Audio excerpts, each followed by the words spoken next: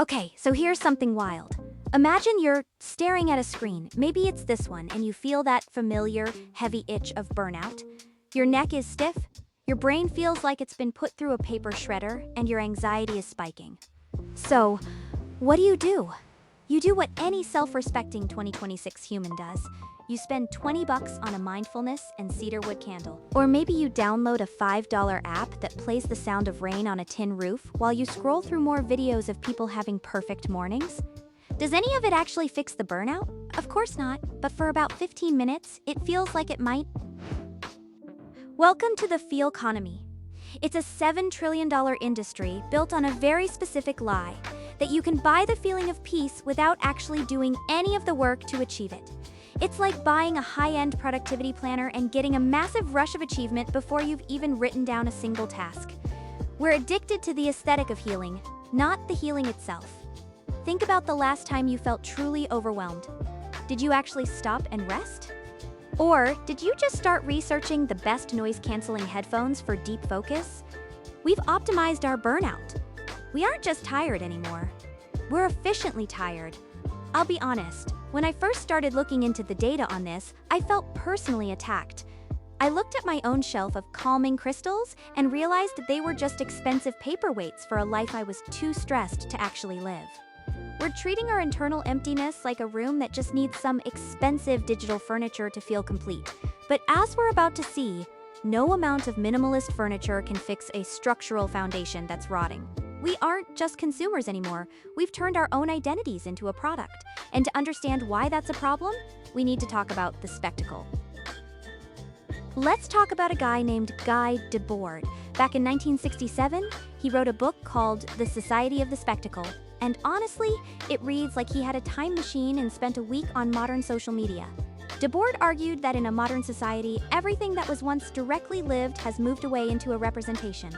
He said, "The spectacle is not a collection of images, but a social relation among people, mediated by images." Translation?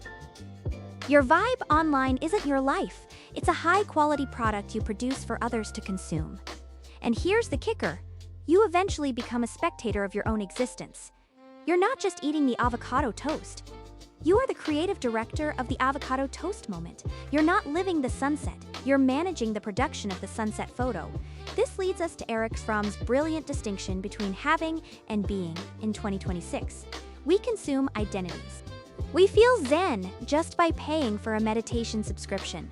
Even if we never actually open the app, we have the markers of a healthy person, the smartwatch, the organic supplements, the aesthetic gym wear, but we aren't actually being healthy. We're performing health for an audience of ourselves and others. Think about the last time you saw a 5 a.m. morning routine video. You're watching it at 11 a.m. in bed, probably eating cereal out of the box. But watching it gives you a tiny hit of that virtuous feeling. You're consuming the image of discipline as a substitute for the act of discipline. It's a genius business model. Why sell someone a difficult path to growth when you can sell them a candle that smells like growth? Debord wasn't just talking about TV commercials. He was talking about how we treat our friendships as networking and our hobbies as content. The spectacle isn't just a performance. It's a drug we take to ignore the void inside. It's an anesthetic. This brings us to Karl Jaspers. He was an existentialist who talked about the spiritual situation of the age. Jaspers argued that we use buzziness and wellness to avoid the terror of actual self-confrontation. He believed that deep down, we are terrified of the silence, because in the silence, we might actually have to meet ourselves. We might have to face the fact that we're unhappy or bored, or that our lives don't have the meaning we pretend they do. So what do? We build an aesthetic shield. We use white noise machines, skincare routines that take 40 minutes, and AI-curated playlists designed to keep us in a marketable state of lo-fi melancholy. We aren't trying to feel better. We are trying to stop feeling altogether. Comfort is the anesthetic that prevents the necessary surgery of self-reflection. Think about it. When you're feeling truly anxious, do you sit with it? Or do you immediately reach for a digital detox app on the very phone you're trying to escape? It's like buying a $15 high-end earplug against your own thoughts. We've replaced the soul with a subscription. Here's the intellectual shock moment. You don't actually want to be healed? You want to be numb. Your wellness routine is just a high-end shield against the discomfort of actual change. Real healing is supposed to be uncomfortable. It's supposed to be messy and loud, and probably involves crying in a way that doesn't look good in a selfie. But the Feelconomy has sanitized it. It's turned the dark night of the soul into a moody blue lighting preset. You aren't using these tools to find yourself, you're using them to make sure you never have to meet yourself in the dark. If the cure is the distraction, then the only way out is through the one thing the modern world hates most, friction. So how do we stop being spectators of our own lives? We need radical, unaesthetic action. We need friction. Most of our modern world is designed to be frictionless. We want one-click ordering, instant streaming, and effortless vibes, but friction is where agency lives. Friction is what reminds you that you are an active agent, not just a passive consumer. I want to challenge you with something I call the anti-aesthetic hour. For 60 minutes, stay in a room that is messy. Don't organize it. Don't photograph it, don't put on a vibe-checking playlist, just exist in the mess. Break the spectacle. When you feel the urge to reach for your phone to capture the moment or soothe the boredom, don't that itch? That's the feeling of your soul trying to wake up from the anesthetic. Another trick? Friction training. Do one task the hard way today. Walk to the store instead of ordering delivery.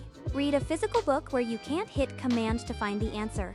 Use an analog tool. The hard way is the human way. It reminds your brain that the world is a physical place, not just a series of glowing pixels. Friction is what builds muscle both physically and spiritually. And finally, try raw journaling. Write 3 pages of thoughts that are too ugly, too unmarketable, or too canceled for a social media caption. Write things that would lose you followers. Why? To prove to yourself that you still exist outside of the feed, to prove that your thoughts aren't just products waiting for an audience. Reclaiming yourself isn't a project you finish, it's a cost you pay every single day in the currency of effort. It's about choosing the difficult reality over the polished lie. Here's the truth. Real growth is unmarketable, it's messy, it's silent, and it usually happens when nobody is watching. If you're doing self-care because it looks good in a reel, you're not caring for yourself. You're caring for your brand. Real healing starts when you turn off the soundscape and stop buying the feeling of growth. It starts when you embrace the unseen act, doing something beautiful or difficult that no one will ever like or even know about. Unmarketable growth is the only growth that actually lasts. I want to leave you with one final question. It's a bit haunting, but I think it's necessary. If your healing, your progress, and your entire vibe left absolutely no digital footprint, if nobody ever knew you were doing it, would you still be doing it? If the answer is no, then you're not healing, you're just decorating your cage with more expensive, minimalist furniture. Stop buying the anesthetic. Start feeling the friction. It's going to be unaesthetic. And it's the only way you're ever going to actually wake up.